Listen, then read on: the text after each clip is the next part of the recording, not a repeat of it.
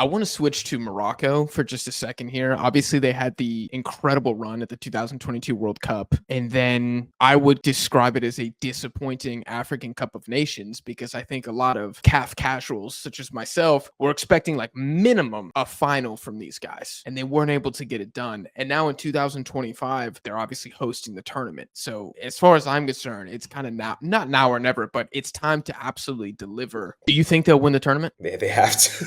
Moroccans are gonna say I'm hating on them, undue pressure on them, but man, like you say, it's been 50 years. 1976, man. It's been way too long. Way too long. Why is their success so limited? It's a good question, man. I don't think I would, to give you like a decade by decade breakdown, I think would be tough. We'll have to do a 2-hour podcast another time. What I could tell you is recently, Morocco have benefited from the fact that they do like this thing, like this sports diplomacy kind of, where they, are influential in CAF because they also let teams that don't have homologated stadiums, stadiums that are up to standards, they play their matches in Morocco because it's close to Europe, because they have, all these kinds of great hospitality and hotels and infrastructure and so on and so forth. So teams like Gambia, Madagascar, Liberia, Central African Republic, they've been playing their qualifiers in Morocco. And as a result, they haven't played away from home in a very long time. I think in the last, again, 3-4 years, they've played maybe just in Congo once. But even in these current AFCON qualifiers, they don't leave Morocco, I don't believe, at all. They've played all their matches at home. Even when they're playing, their own opposition will play their home matches in Morocco. So them doing that and then going to Cote d'Ivoire, when you're not used to traveling, then you have to play on the African continent. That's very challenging. The kind of humidity that you can get in places like San Pedro, where they were based last time, all of a sudden you don't have, the 6-star amenities and facilities that they have in places like the Mohammed VI complex in Mahmouda. So I think that was probably one of the reasons why they underperformed at the AFCON, but now they're going to be playing at home anyways. So what's the excuse? You have one of the best teams on paper, if not the best team on paper. You have a coach that everybody believes in. You have the stadiums, you have the pitches, you have the fan support, and they can produce incredible atmospheres. There is no excuse this time around. They understand that, but I also think they're very worried about that kind of pressure being put on them. I'm glad you said that. I'm going to get a bit conspiratorial here, so push back if you need. Is there a case to be made that Morocco's success at the World Cup will actually be a net negative for them when it comes to at least competition within the African continent, because now they have the target on their back? Yeah, maybe. I don't think that's conspiratorial. I think that's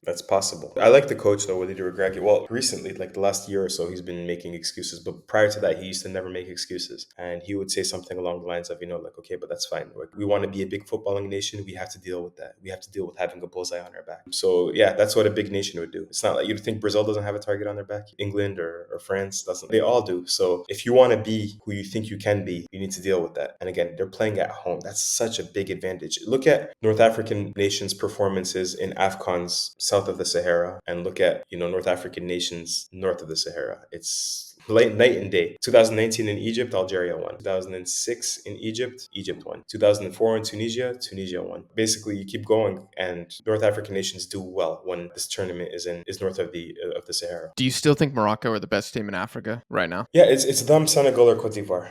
I think those are my top 3. There were questions after the AFCON, of course, because not only were they eliminated by South Africa, they were outplayed by South Africa and by DR Congo in the group stages as well. And the criticism against Walid Regragui at the AFCON was the exact same criticism that I just levied at Jamal Belmadi about the latter half of his tenure. It's, okay, you played this 4-1-4-1 at the World Cup. It worked to perfection. But the interesting thing about Morocco at the World Cup is, if you look at it, anytime they had less than 50% ball possession, they won the match. It's kind of counterintuitive, but anytime they had more than 50% ball possession, they lost the match. And that trend even followed them after the World Cup. They played Brazil in a prestigious friendly in Fez, and they had less of the ball, and they beat Brazil as well. And so it's that thing where, okay, you're a great counter-attacking team, when you are the underdog. But when you're playing against, again, Liberia or South Sudan, or, okay, not those teams, but like maybe Togo or something like that, and you have to have the ball for 60%, are you able to create enough goal-scoring opportunities? Are you able to, play good transition defense? These are questions that, Morocco had to answer after the AFCON. And the criticism to Walid Regragui was that he continued to play the exact same 4-1-4-1 system that, again, is better out of possession than in possession. And essentially, they were caught, with their pants undone. And after the AFCON, he was close to being fired. There was a lot of pressure on him to be fired. The guy that took them to 4th place, the best ever African finish at a World Cup. It sounds harsh again, but he was very close to being let go. What he does is he makes a few changes in his coaching staff. And what I like about what he's been doing recently, until this day, he's still toying with different tactics. If you go on our channel, the African Five-A-Side podcast, there's a video called Film Study. I think it's from this think it's from the September window or maybe from this October window, where we talk about,